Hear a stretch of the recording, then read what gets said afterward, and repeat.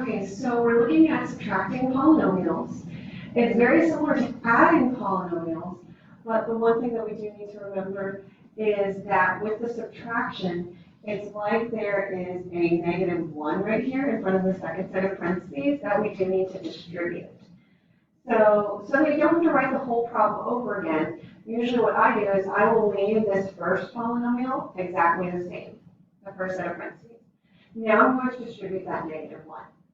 So -1 times 7c is -7c. And you see how I write it right underneath 5c? They're already like terms, so it's going to make it really easy to combine them in a minute.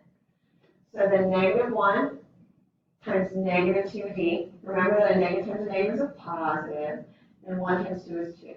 So 2d. See how the d's line up?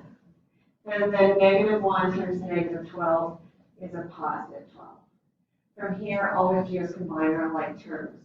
So 5c plus -7c is -2c.